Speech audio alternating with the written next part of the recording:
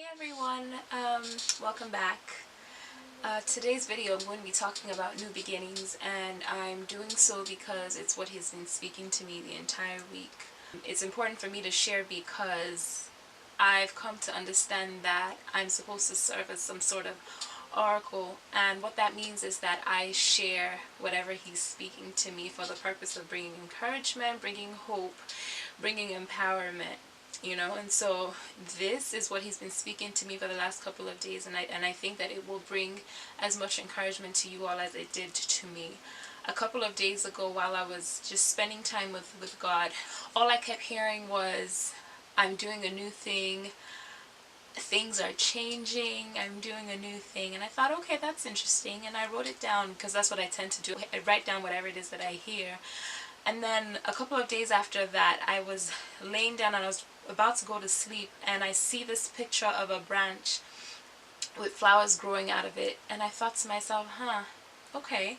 I mean, I know it's about to be fall, so this is a completely out of pocket picture, but it's God. So I was like, okay, you know what? This is what you're saying right now. I know that you are going to bring whatever the next piece of the puzzle is. And he did. I mean, the next day I was reading an article, and one of the verses that was included in that article was Songs of Songs, chapter 2, verses 11 to 13. And I just, as soon as I read it, I knew that that was the next piece of the puzzle. And I'm going to read it for you guys once I can figure out where my phone is.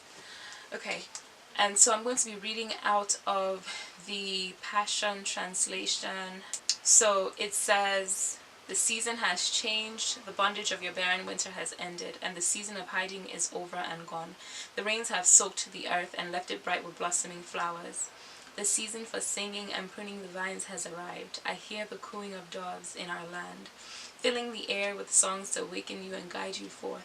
Can you not discern this new day of destiny breaking forth around you? The early signs of purposes and plans are bursting forth. The budding vines of new life are now blooming everywhere. The fragrance of their flowers whispers. There is change in the air. Arise, my love, my beautiful companion, run with me to the higher place, for now is the time to arise and come away with me." As soon as I read it, it just brought so much encouragement to me. How many times is God looking to do something new in our lives, whether it be with our relationship with Him, or our relationship with other people, or do a new thing in our mindset, in the way that we see ourselves, our identity, our hearts. He's always looking to change things up. He's always looking to do a new thing. But oftentimes we're not able to perceive it or discern what He's doing because we are looking through our understanding. It does say that we should not lean on our own understanding, but trust Him with all of our ways, because we have a tendency to distort what God is doing based on what we see or how we feel.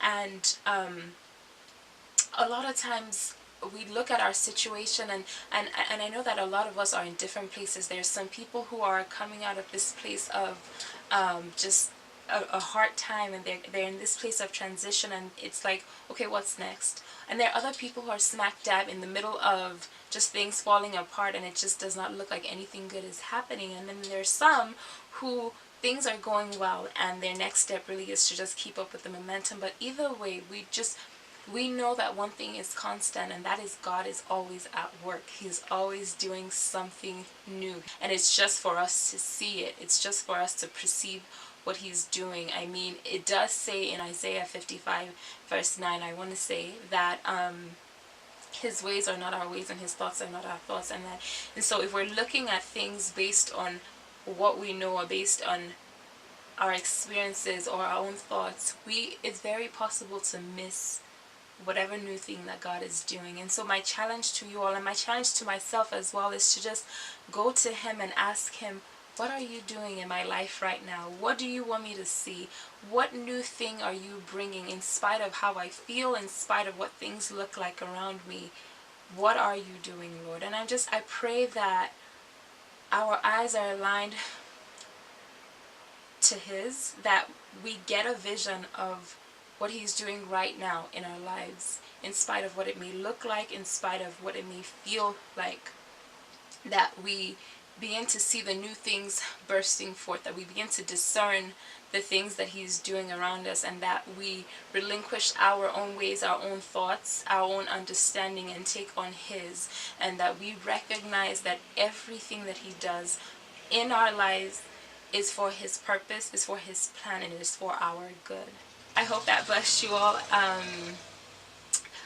I hope that you take what I say and you just apply it to your life. And I pray that you have a wonderful week.